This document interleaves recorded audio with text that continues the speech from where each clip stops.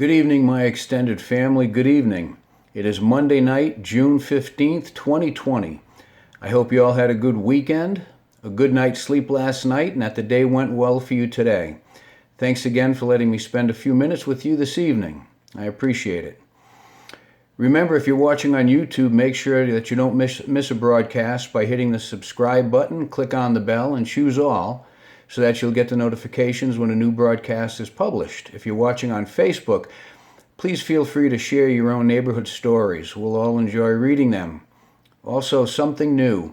Feel free to private message any prayer requests that you may have. A few listeners have asked me to announce this, as they have their own prayer chain and would be happy to add your prayer requests to their group. I will gladly pass them on to this wonderful prayerful group. We can all do with some prayers and good thoughts being offered up for us, I'm sure. I appreciate every one of you. Every evening I like to start by reminding each and every one of you that you are wonderfully made, that you're loved and cared about by many, and that you have a lot to offer others. Don't ever forget that. You have a lot to offer. Please don't ever forget that or get tired of hearing me say it. I think you're going to like the show tonight, but before we get traveling, I want to say a word about Flag Day, which was yesterday, June 14th, and what it used to be. I'm traveling back in time when I went to St. Patrick's School. Me and the other kids in the neighborhood from Jail Hill would walk to school every morning and would walk home after school every afternoon. Some of us went to St. Pat's, some kids went to Buckingham, others went to Kelly Junior High. There were even high schoolers that went to NFA and St. Bernard's who walked to school or to the bus stop, which was at NFA. We all had our differences, but come Flag Day, we all had at least one thing in common. The flags went up on nearly everybody's house and on the street poles. Didn't matter what religion, political affiliation, race, or any of the differences we had going on. And we had some differences. All the adults made it happen, and that's how us kids learned that just like whatever's said in the house stays in the house, I think we all remember hearing that said, we learned that all our differences were settled under Old Glory, our country. We learned the history of our country, good and bad, how and why our country was formed, and all the men and women who gave their lives so that we could live free and so that people in foreign lands could also live free. When we stood up and looked at the flag and said the Pledge of Allegiance, we didn't know that it had been written by a socialist minister back in 1892 with the honorable hopes that citizens all around the world would recite it for their own country. We didn't know that in 1923 the words, "the flag of the United States of America," was added. And we didn't know that in 1954, in response to the threat of the times, President Eisenhower added the words, "under God," creating the pledge that we all said every day at the beginning of school, under God. We were taught that the recitation of this beautiful affirmation should be rendered by standing at attention, facing the raised flag with your right hand over your heart. No fooling around, because the adults around you set the good example. And most of the adults around us were the nuns that really kept us in line. And that was a good thing. I have no complaints. We practiced songs like "You're a Grand Old Flag," "Columbia, the Gem of the Ocean," "My Country, 'Tis of Thee," "God Bless America," and of course the Star-Spangled Banner, which we all sang with pride and thankfulness.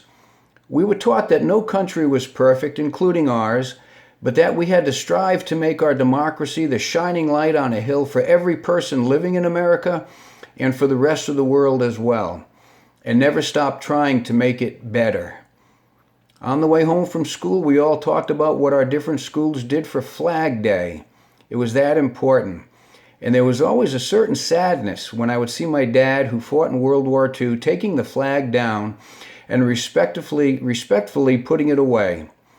But I knew this glorious flag would be displayed again soon, just around the corner on July 4th. Anyway, as Walter Cronkite used to say, that's the way it was. Wednesday, June 14th, 1967. All right, let's get ready to travel. The evening broadcasts come from a different state every night, and tonight is no different. So I'm asking you once again to use your little kid imagination. Guess where we're going? Tonight, the evening broadcast is coming from a state that was established in 1912 as the 48th state of the United States. The population of this state is just over 7 million people, with 11 electoral votes. We all know how important these electoral votes are, as this is how we choose our president. This state is best known for the Grand Canyon. This state is a right-to-work state, which means a person does not have to be a union member in order to find employment here. A certain kind of trout is found only in this state. I'm not going to say the name because I'd give away the state if I did that. The official state flower is the Sorora cactus blossom. Ouch. The Sorora cactus blossom. This cactus grows to a height of 40 to 50 feet and lives to an age of 150 to 200 years old. Sounds like some of the people on Jail Hill. Harming this plant is not only against the law with up to 25 years in prison, but would be quite painful. More copper is found here than any other state. It's illegal to spit on the sidewalk in this state. I remember we used to have an ordinance like that right here in Norwich. I wish we still did. In this state, as in the last state, it is illegal to trip a horse. What is up with tripping horses? Why would people want to do that? You would receive at least 48 hours in jail and at least a $1,000 fine. Here's a funny one. A donkey is allowed to sleep in your bathtub. There was a rumor saying no donkeys in the bathtub. It was a rumor. I didn't start it. I don't know where it came from. But in this state, if you have a donkey, you can let it sleep in your bathtub. You're not allowed to feed garbage to a pig unless it's your own pig. You can't feed garbage to a neighbor's pig. This state's name means small spring. The state's insect is the two-tailed swallowtail butterfly. The nickname of the state is the Grand Canyon State. You'll see that on the license plates.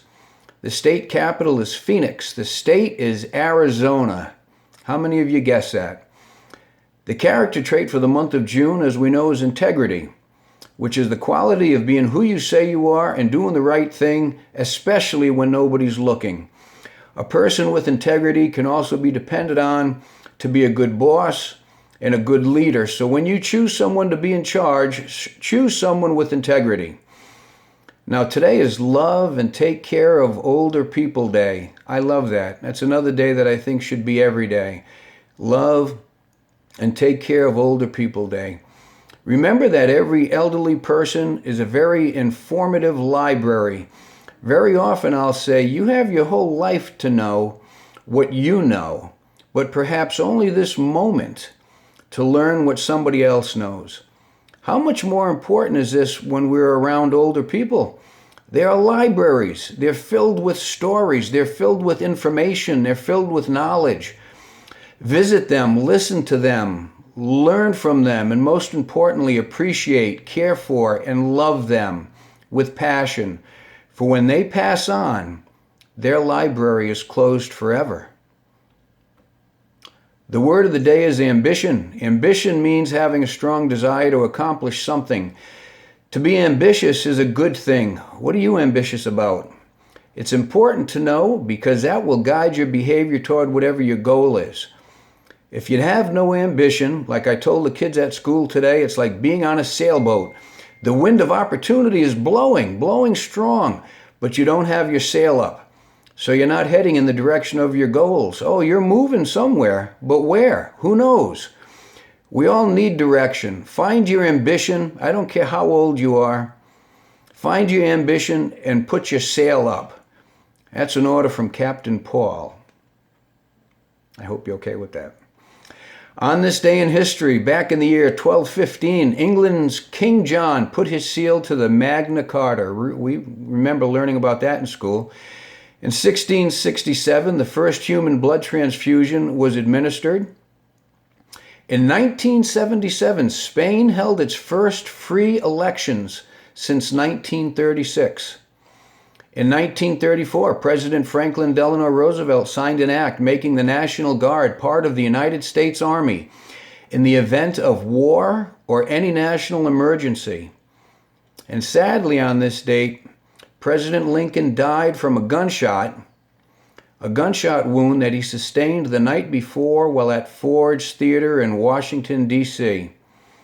Not quite all happy days, but this country survived because, for the most part, all people, with all their differences, I'm thinking of all the grown-ups just in the neighborhood and all the differences we all had. I remember saying to my dad one time, well, these kids are doing it. And he's like, well, I'm not their parent. I'm your father. And he laid down the law, and I'm glad that he did.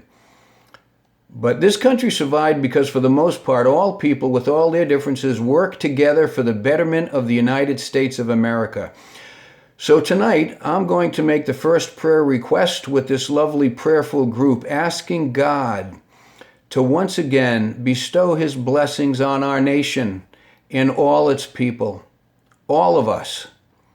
One nation under God. We have to come together. There is no other way. Under God.